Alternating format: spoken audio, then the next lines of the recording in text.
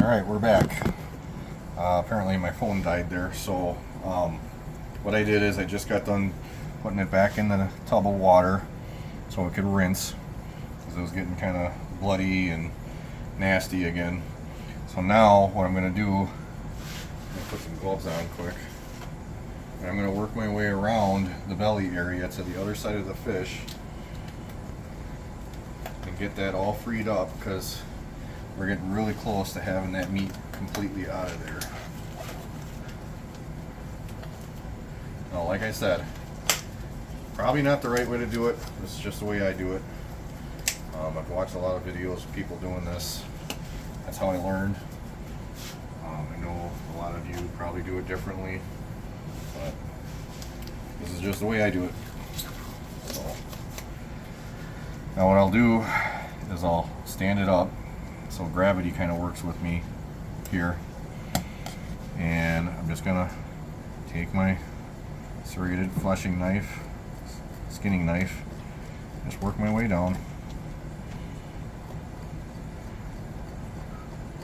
trying to keep as close to that skin as possible. And like I said, I don't know how much of that video was caught because the battery ran out, but I did poke through the base of one of the fins.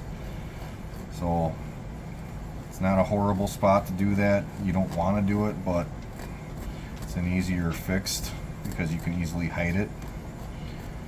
So it just sucks when you don't want to. Usually what ends up happening is I end up tearing the throat skin, and that's a little bit more difficult to fix, but it still is repairable. Epoxy sculpt can replace anything, or magic smooth, whatever you use, or whatever you want to use. I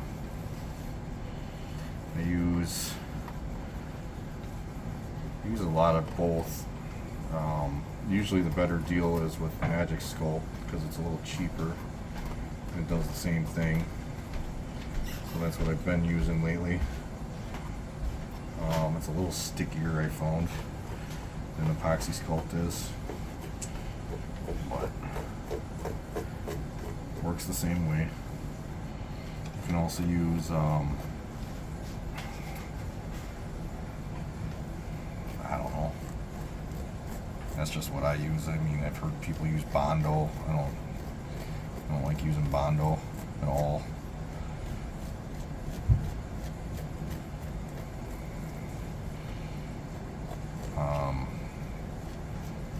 But yeah, so all I'm doing, as you can see, is I'm working my way up to the head.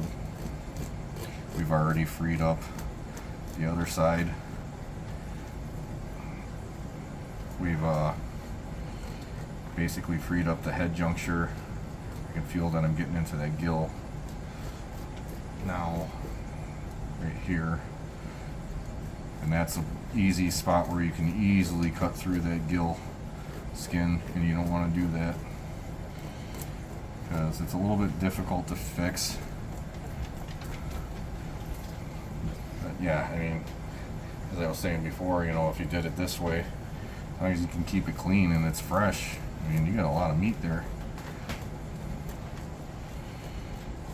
Sometimes you'll get a customer that'll ask you for the meat. Sure. A lot of times they don't. They don't want it because it's been in the freezer, but if you get to it right away, it's not so bad. Okay, we are definitely up to where that, getting into where that other fin is. I want to be very careful. I don't want to tear anything, especially up here. I don't want to tear anything up in this region because that comes apart pretty easy because the skin is so super thin.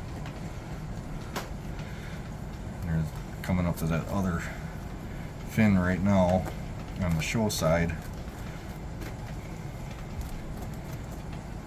So I'm going to have to trim that as well with the shears, get that cut free. I think I want to give myself a little bit more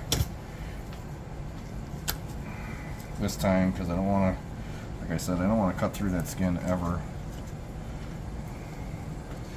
And I can always clean it up later.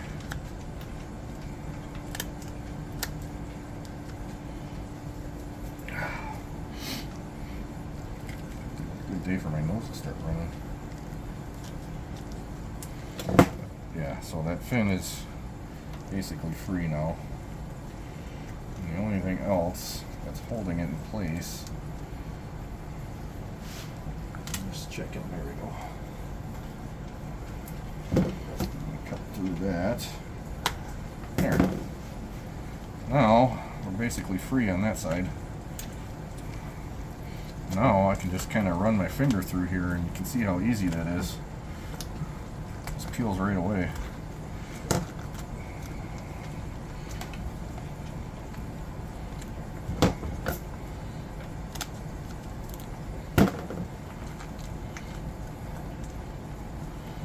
Alright, so another thing you want to do too, once you get to that area, is you want to peel a lot of this back to expose your throat.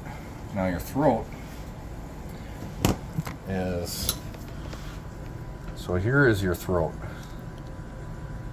So you want to kind of peel this stuff back to give yourself as much of that throat as possible. And what I do is I run my fingers around it until I can get my finger through. Now you see how just kind of working that around.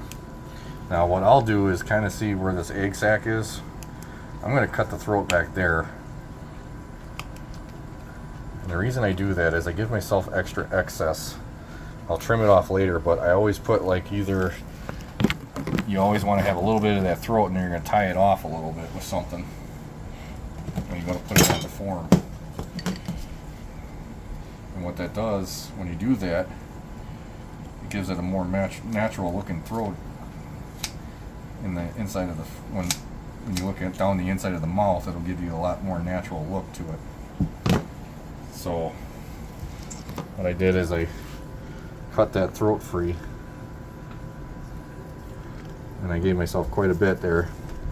Now here's your heart, and just rip that out of there and then just kind of work your way around. And the skin is, all this meat is basically not held on by anything, and it comes apart pretty easy at this point. So sometimes you get like this right here, this piece right here is a little tougher, so what I'll do is I'll just trim that with my scissors, but we should have this out pretty quick here.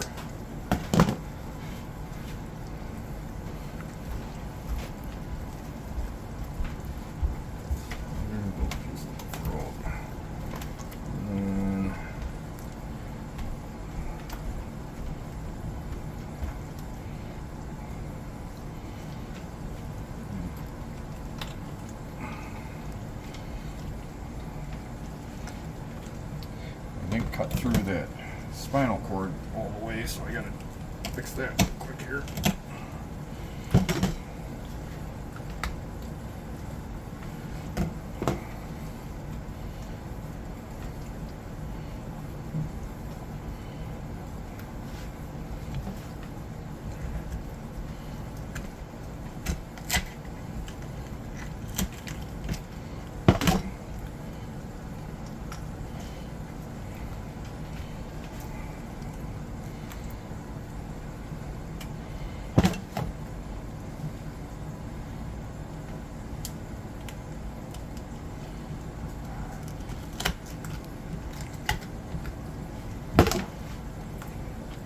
What I just did there was, there's a little bit of the skull that was holding it.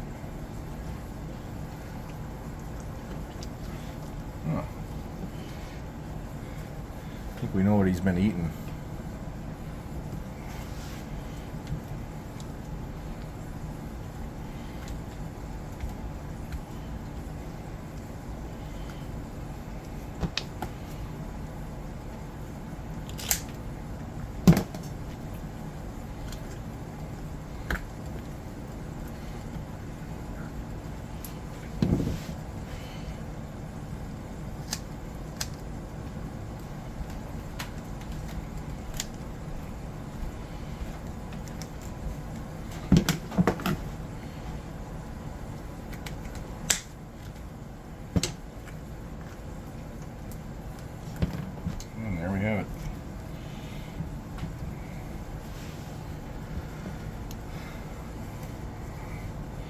That's kind of cool.